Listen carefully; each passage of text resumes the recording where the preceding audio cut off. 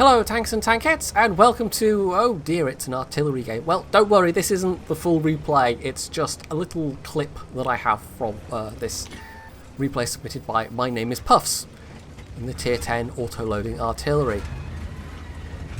Now, of course, I could say, you know, what a dirty, dirty boy he is for owning this thing, but then I maybe do slightly own a Conqueror gun carriage myself, so what's that saying about people in glass houses not throwing stones? Anyway, so, he got spotted coming here. His team is dying at a rate of knots. I mean, they've basically lost this. So it's just a matter of can he do some last damage before he goes down? And the answer's going to be yes. So, there goes the 140. The TVP fired HE at him for some reason. Maybe hoping to pen the superstructure. But, well, he done goofed. An AP shell would have killed Puffs. And instead, now he's still very much alive. And he's got a last shell left to do that. Yeah, who thought auto-loading artillery was a good idea, hey? So, yeah, that happened. I mean, he has killed 3 tanks in a row, but it's not going to be enough. It was, you know, this team had already collapsed. He's got so little health left now that, well, you can maybe guess what's coming. He is, in fact, going to get his just desserts. The question is, who is going to be the one to have those just desserts, or to serve? Would the just desserts be served? I don't know. I've fallen down with that metaphor. Anyway, so as it turns out, it's the T-34, and no more damage for Puffs. I think he was maybe a little sad that he didn't get an extra hit into that guy, but considering the RNG he'd just had with shotgunning 3 high-tier medium tanks in a row, you can't complain too much. So, on to the proper replay. This is AA Man in the SU-122-44. This is actually his second time on the channel. I featured him in 2016 is what I'm trying to say now. Almost sounded like I was going to say 20 years ago or something. But anyway, yes. No, it was in mid-2016 sometime. And it was a rather different machine than this. It was the Panzer III... I think it's the Panzer IIIJ. It now is. I mean, back then it was just called the Panzer III. And I think technically it was a Panzer IIIL, but they've changed the designation and possibly the tank a little bit. But never mind that. This is about the 122-44. Now he's got very good matchmaking. His team, not so much. This is going to be a rather derpy game, to say the least. So we've started off by already losing 2 tanks. We're going to lose a lot more. I think in part this game is compounded by the fact that it's Malinovka, aka Kampinovka. And that is going to have a huge impact on how this game actually plays out, because a lot of his team just don't particularly want to move, and a lot of the team that don't want to move are going to get picked off by a lot of the enemy team who don't want to move. So there's not a great start to this game. Now the tank itself, I mean, it looks rather good in HD. I think it's been a while since I featured a replay of this. Top tier, you are a bit of a monster. It's got really good DPM because it's a 390 Alpha gun. It's a Soviet 122mm with a quick reload, which is fantastic. Downside is, I mean, that's good, but it could see tier 9s, and this is not a great amount of penetration for a tier 7 tank destroyer. So you're a bit lackluster in that regard, and also you've got that 122mm gun handling, so it's a bit derpy.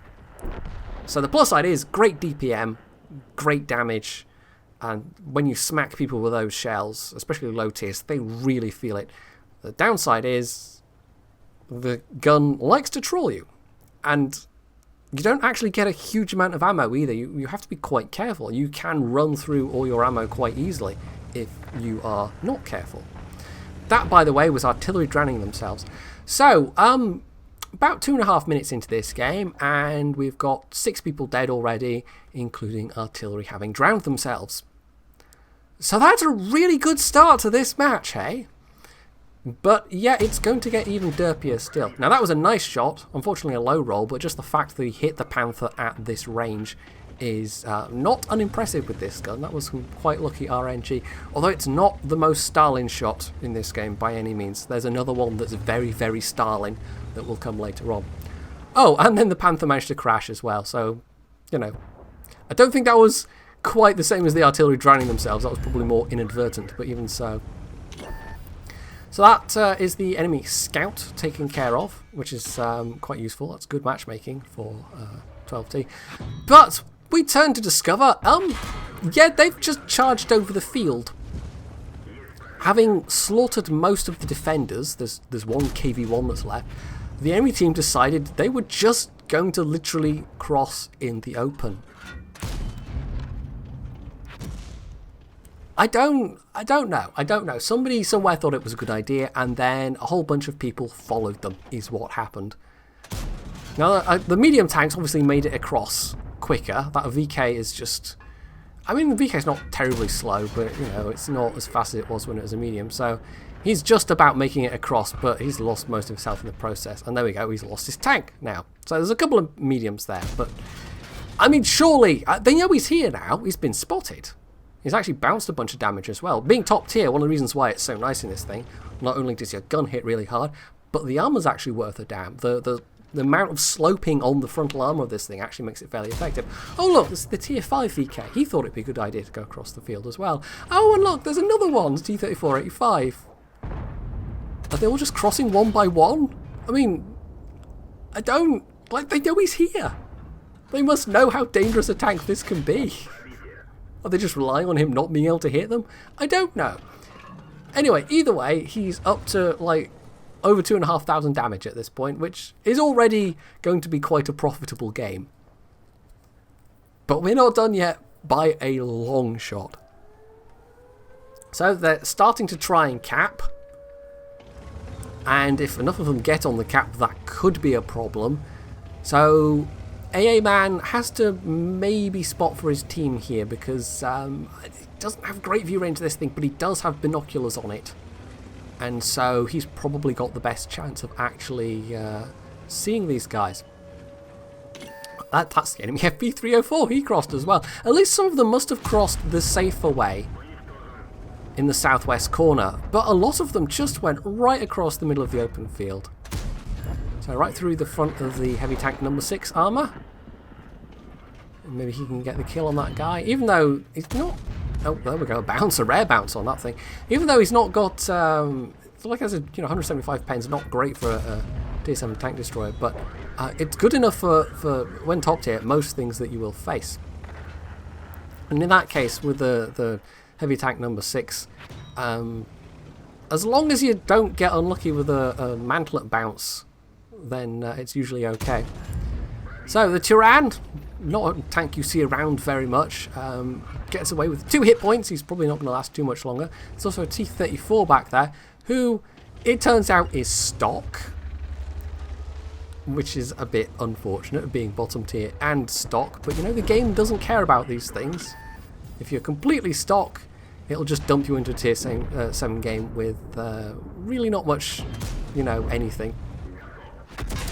Anyhow, so T-34 is dead. That T-34-85 is dead with a little bit of a lucky shot, but that's basically the base cleared out. So we had a very derpy 2.5 first minutes of his own team, all just dying, or well, all of his own team, like 6 or 7 people. And then the enemy team decided, well, we can outdo that, and they all charged across the open field and lost huge amounts of health and just invariably died trying to, you know, get across the field and cap. So what's left now is an IS, an E25, a Stuart Emile, and artillery. And on their own team, they've got the T-43, AA Man, an AT-2, KV-2, and also some artillery. So they're fairly evenly matched. Now, both Stuart Emile and the E25 haven't been spotted. The E25 in particular has to be a concern, because that thing is sneaky. If that thing, in fact, has got binos or a camo net, it's going to be incredibly hard to see. Now, I've sped this up because there's about 2 minutes here where basically nothing happens except the KV-2 dies, because he went forward, far enough forward, in fact, to get himself spotted and just got obliterated by artillery. So that tells us there's at least one person still near their cap, either the E25 or the Stuart Emile, who has good enough view range to actually spot. The IS, of course, we know where he was last spotted. But unfortunately, despite the Tiger platoon having pretty good view range, they were able to, they were unable even to kill the IS before they themselves got killed. So the IS finally makes a move. We're 5 minutes to go on this match now. And you might be thinking, why doesn't AA Man turn and shoot him? Well, of course, if he does, he's going to lose the use of his binoculars. And the Tiger P, actually, who's apparently still watching, calls him out on that. But he wanted to, keep spotting this guy. Anyway, so there we go. There's the hand of Stalin. That shot right there. That is the most ridiculous shot of this particular replay. I'm not going to say the most ridiculous shot of the video, because of course we had that triple RT shotgun at the start, that little clip. But of this particular match, that was fairly silly. It was just auto-aimed and penned with regular AP. That wasn't APCR. Now, talking of AP and APCR, he's almost out of AP. He's got 5 APCR and then 5 HE. Not quite sure why he's got as many as 5 HE shells. I'm not sure I would carry more than 2 or 3 myself. But at least it being 122mm HE, there's a chance it might, do something. It might pen somewhere where a smaller caliber of HE wouldn't. The Stuart Emil, especially if he can get a shot into the side or the hull. I mean, the front superstructure, it probably won't. But the side or rear, or I think even the bottom of the hull at the front, you could maybe pen with HE. The E25 would almost certainly at least do some damage. It might not pen, although again, sides and rear it may do. And of course, artillery, an HE shell would easily blat him unless you got quite unlucky. So once again, we're speeding things up because once again, it's nearly 2 minutes in a bush. Now he's relocated at this point. It's come down to 4 versus 3, and it's almost who makes the first move. Now, if they all try charging into the enemy base, and bear in mind, we know there's at least one there, possibly both are, but we don't know where they are, and if they try, there's a good chance they will get spotted first. So whoever makes the first move is taking a huge risk. So with less than 2 minutes to go now, the T-43 decides to push across the bottom and actually spots the Stuart Emil in the process. So he's there, and there's the Griller as well. So the Emil has turned to fire, maybe? I'm not sure. It's maybe even possible that the Emil has gone AFK, because he doesn't react to being shot.